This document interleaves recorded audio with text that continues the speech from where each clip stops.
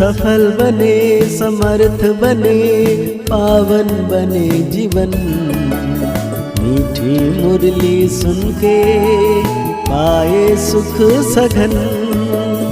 आज का चिंतन, आज का चिंतन। ओम शांति।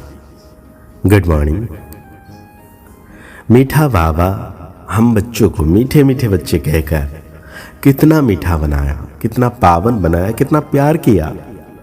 ऐसा प्यारा बाबा आज हम बच्चों को कह रहे हैं, जब तुम बाप की गोद में आते हो तो ये दुनिया ही खत्म हो जाती है। तुम्हारा अगला जन्म नई दुनिया में होता है। इसलिए कहावत है, आप मुए मर गई दुनिया। तो आज बाबा हम बच्चों को पूछ रहे हैं, किस एक रस्म के आधार पर बाप के अवतरण को सिद्ध कर सकते हो? बाबा कहते हैं, भारत में हर वर्ष पितृ खिलाने की रस्म चली आई है। किसी ब्राह्मण में आत्मा को बुलाते हैं, फिर उनसे बातें करते हैं, उसकी आस पूछते हैं। अब शरीर तो आता नहीं, आत्मा ही आती है। यह भी ड्रामा में नूंद है। जैसे आत्मा प्रवेश कर सकती है, वैसे ही परमात्मा का भी अवतरण होता है। यह तुम बच्चे सिद्ध कर समझा सकते हो। बाबा ने बहुत प्यारा सा गीत याद किए हैं।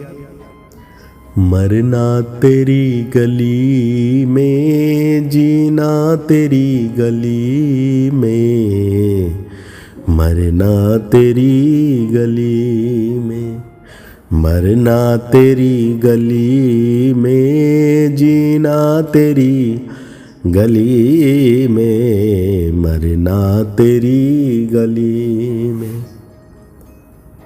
भगत ये भी गायन है इस समय का कि मरना तेरी गली में, जीना तेरी गली में, जो फिर भक्ति मार्ग में चला आता है।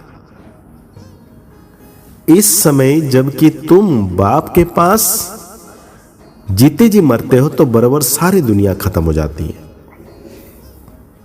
अज्ञान काल में मनुष्य डरते हैं तो इसी ही दुनिया में जन्म लेते हैं। दुनिया कायम है, कहावत है, आप मुए मर गई दुनिया, परंतु उनके मरने से दुनिया का विनाश तो नहीं हो जाता। इसी ही दुनिया में फिर जन्म लेना पड़ता है। तुम मरेंगे तो यह दुनिया भी खत्म हो जाएगी। तुम जानते हो हम फिर नई दुनिया में आएंगे। यह सिर्फ ब्राह्मण ही जानते हैं। ईश्वर का बच्चा होने से हमको सत्य का वर्थ राइट मिलता है, सूर्य की बादशाही मिलती है, नरक खत्म हो जाता है। इसमें कोई मेहनत नहीं है, सिर्फ बाप को याद करना है। मनुष्य जब कोई मरते हैं तब इसको कहते हैं राम राम कहो। पिछाड़ी में उठाते समय कहते हैं राम नाम सत्य है, राम नाम सत्य है। यह भगवान को ही कहते हैं राम नाम सत्य है, अर्थात परमपिता परमात्मा जो सत्य है उसका ही नाम लेना चाहिए, बाकी और किसी का नाम लेना चाहिए। माला भी राम राम कह सिमरते हैं। यह राम नाम की धुन ऐसी लगाते हैं जैसे कोई साज बजता है। तुम बच्चों को बाप समझाते हैं कि कोई भी आवाज नहीं करनी है, सिर्फ बुद्धि से बाबा को बड़े प्यार से याद करना है। तुम जानते हो जीते जी ईश्वर की गोद में आने से फिर यह दुख रूपी दुनिया खत्म हो जाती है। बाबा हम आपके गले का हार बन जाएंगे। गाया भी जाता है रुद्रमाला, राममाला नहीं कहा जाता है। और बाबा कहते हैं तुम रुद्रमाला में पिरोने के लिए इस रुद्र ज्ञान यज्ञ में बैठे हो, वो भी कलब पहले मुआफी। दूसरा कोई सत्संग नहीं जहां ऐसा समझते हो कि हम ईश्वर बाप के गले में पिरोएंगे। बाप से तो जरूर वर्षा मिलेगा। बाप कौन कहता है? आत्मा। आत्मा में ही बुद्धि है ना।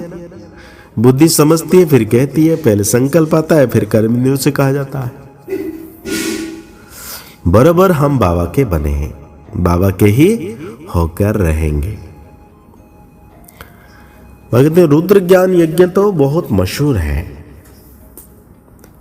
और रुद्र कौन है? निराकार परमपिता परमात्मा।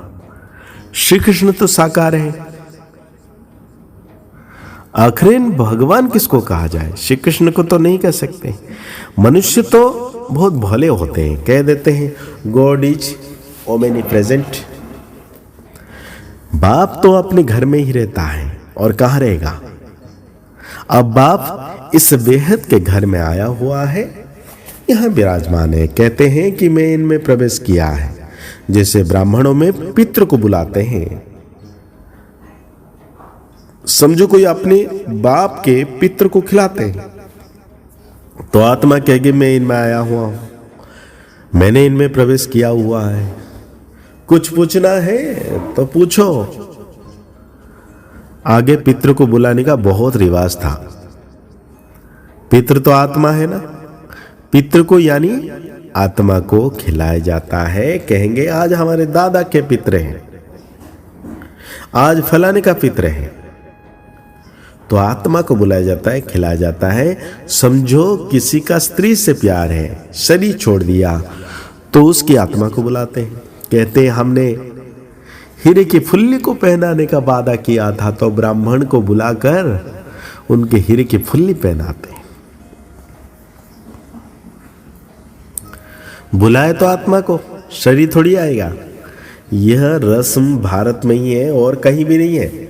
जैसे सूक्ष्म वतन में जाते हैं, कोई मर गया, उनका भोग लगाते हैं, तो सूक्ष्म वतन में वो आत्मा आती है। यह है बिल्कुल नई बात। जब तक कोई अच्छी रीति समझ ना जाए तब तक मनुष्य को संशय पड़ता है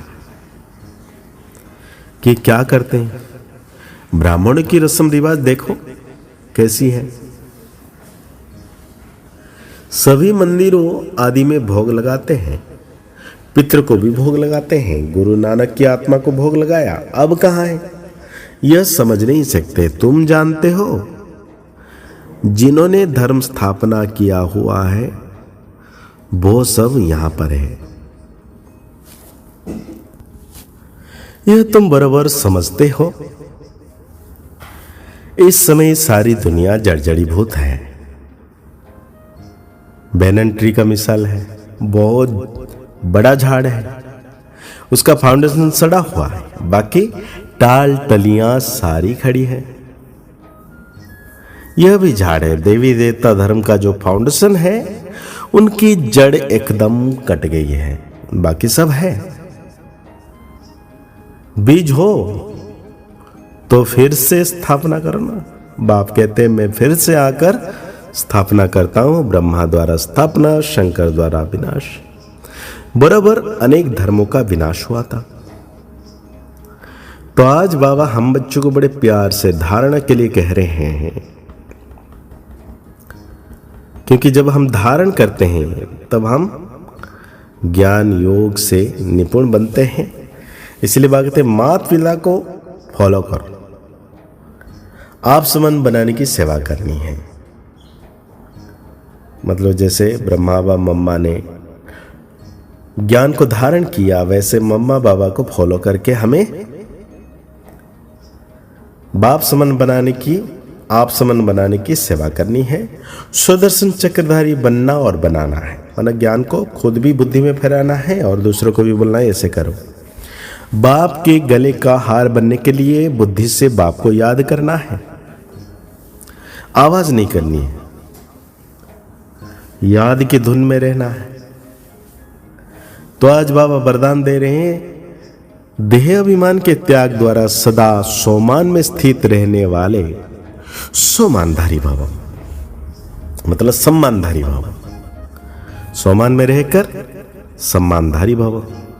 जो बच्चे इस एक जन्म में देह अभिमान का त्याग कर सोमान में स्थित रहते हैं, उन्हें इस त्याग के रिटर्न में भाग्य विधाता बाप द्वारा सारे कल्प के लिए सम्मानधारी बनने का भाग्य प्राप्त हो जाता है।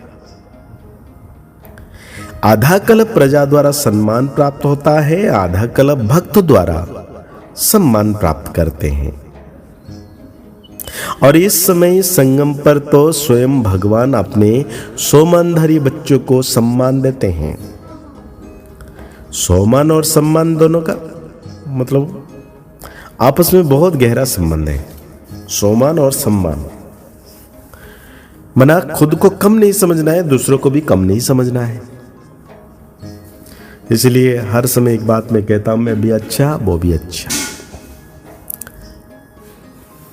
तो आज बाबा हम बच्चों को स्लोगन दे रहे हैं, हर कदम में बाप की ब्राह्मण परिवार की दुआएं लेते रहो। बाप की और ब्राह्मण परिवार की भी दुआएं लेते रहो तो सदा सदा आगे बढ़ते रहेंगे। तो आज की मुरली के अनुसार हम सोमान लेंगे। मैं सबको सम्मान देने वाली सोमानधारी आत्मा हूं, मास्टर सर्वशक्तिवान आत्मा हूं। मुरली को और गहरी रीति से चिंतन करते हुए निरंतर सर्वशक्तिवान बाबा की याद में रहना है कि बाबा हमेशा मेरे साथ हैं। मुस्कुराते रहिए, आगे बढ़ते रहिए, पुरुषार्थ करते रहिए, खुश रहें, स्वस्थ रहें, मस्त रहें। ओम शांति, ओम शांति, ओम शांति।